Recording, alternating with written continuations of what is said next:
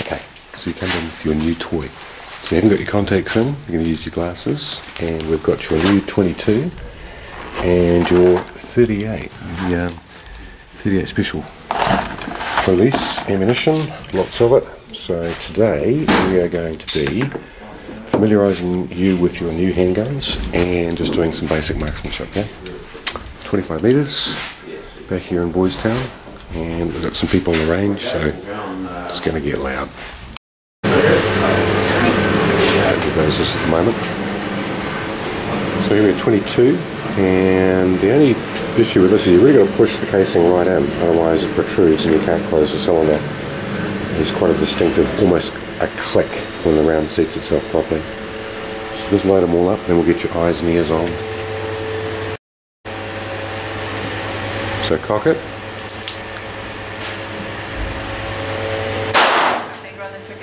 You're ready to go.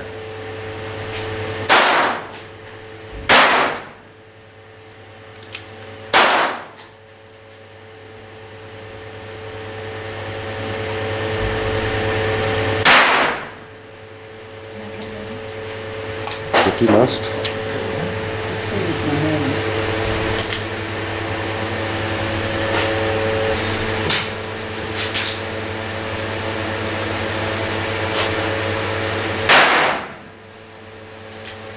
I've got my glasses though.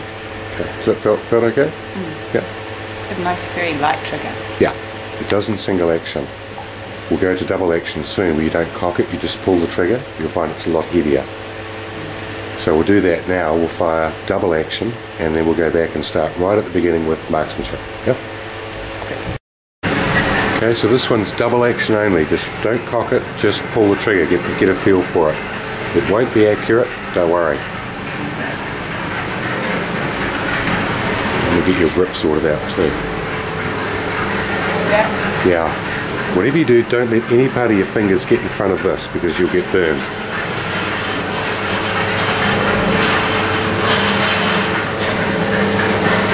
Squeeze, squeeze, squeeze. It's a very heavy trigger. Very heavy. Yeah. Unless she hasn't indexed the cylinder. And now there goes the hammer. Don't worry too much about a fine aim, Joe. This is pretty much speed shooting. You can imagine at point blank. You can't do speed with this trigger, it's too hard. You can. One of the reasons the police have that grip test is because the old days the women could not operate a double action revolver.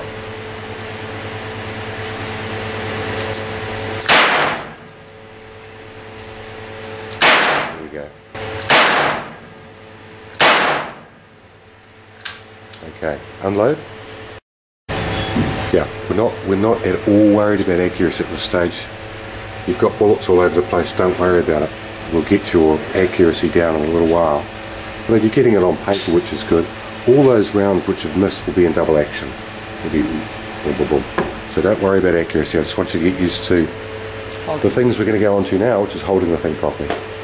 Okay, Ted. Okay.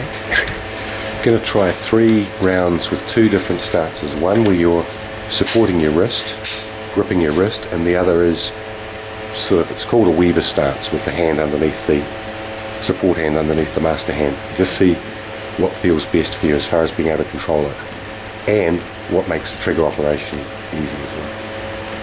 Okay. You want to cock it or not? You can cock it if you like, but it's 3 in that stance there. It's called the weaver stance, and then 3 supporting your wrist.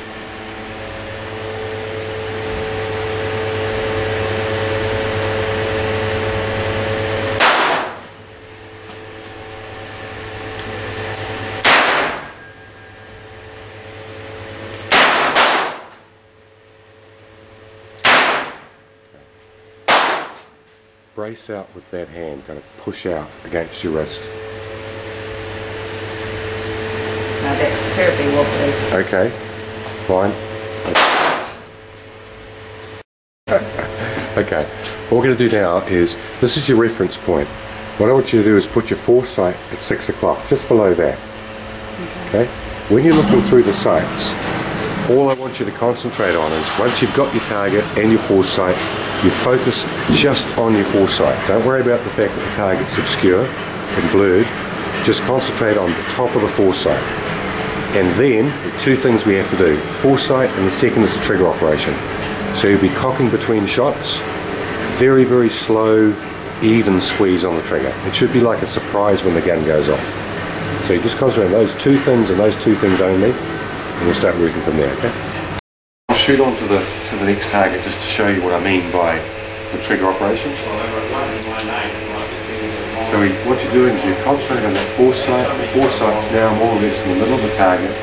Concentrate just across the top of the foresight. Slow. Surprise yourself. Foresight's more or less on target. I don't know when it's going to go.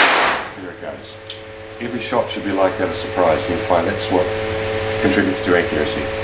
Okay, so across the top of the blade of the foresight, and very, very even trigger squeeze. Cock it first, Joe. There you go. Foresight, trigger squeeze. Slow, slow, slow. Good deal. Cock it again.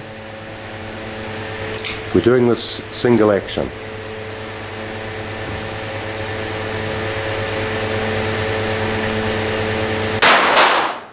I'm just going to repeat that. She had 2 misfires, so we'll do the same serial.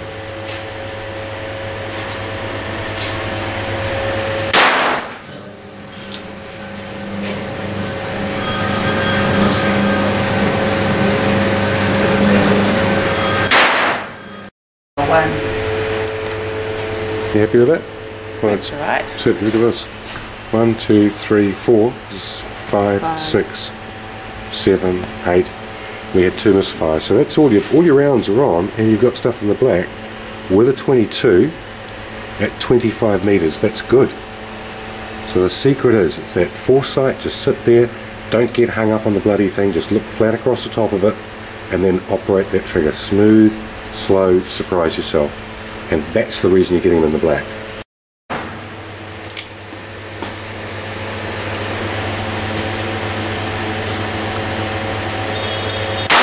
We've just changed the trigger position for her finger. She was not operating with the pad of the finger, so we just repositioned her finger. We'll see if that makes any difference.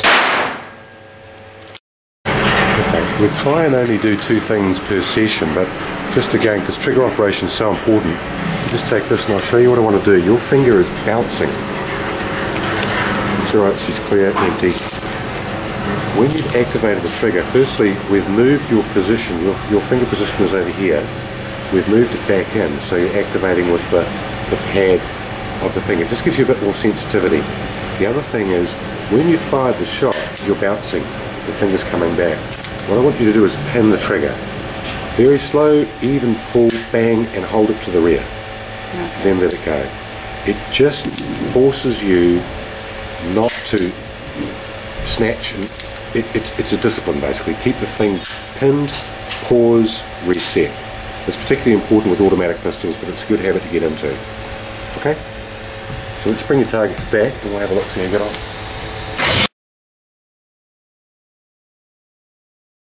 Yeah, it's a much more substantial round, huh? This is a proper man stopper. This is a 38. So you do exactly the same thing as you did with your 22. All the principles are exactly the same, except this is going to make a bigger bang and a bit more recoil.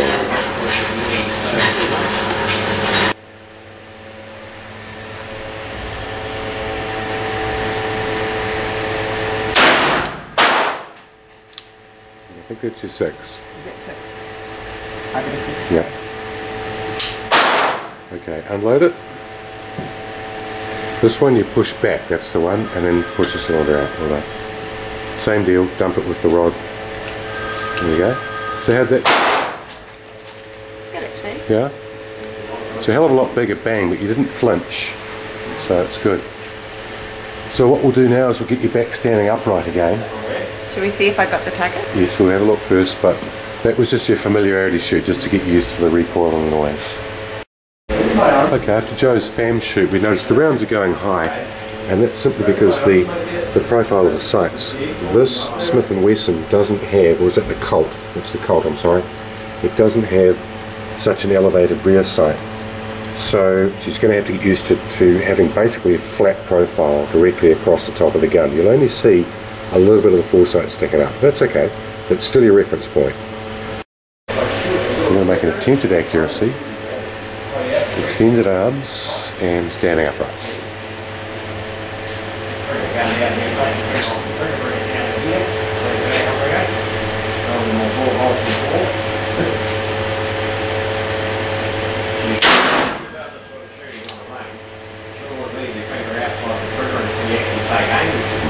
Should my thumb be down here? Yeah, keep your thumb away from the hammer. It'll stop it going forward otherwise.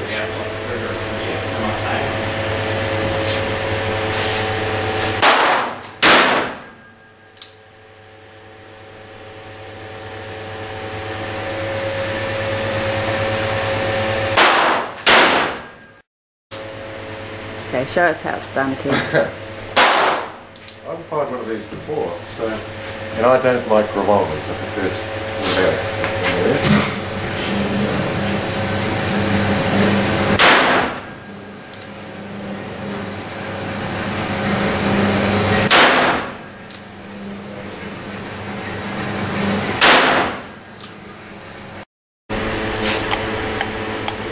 Four, and this is Joe's.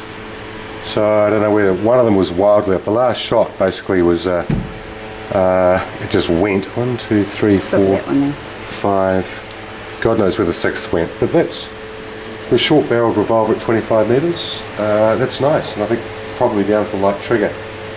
You want to say that again for the camera? You can't hear yourself farting when you've got headphones on. Is that what you said? That's nice. Well, my farting wife is now going to do a final with the 38. We've had a little break, went out for a cigarette, so we'll just see. This is your proving of all the theory group. So just in summary, you like it? Yeah. You like the feel of it? Yeah. And the 22? Yeah. You're doing very, very well. You really are. Very well indeed. Yeah. Okay, well, you know I said when you change position we get a split group? So 2 of those are probably from your first, from your second, I don't know. Who knows? But as soon as you change your body position or your eye relief, you're going to get a different point of impact. That's just the way it goes. Consistency is everything. But still, 25 metres, an experienced shooter, you're damn near the black. It's good.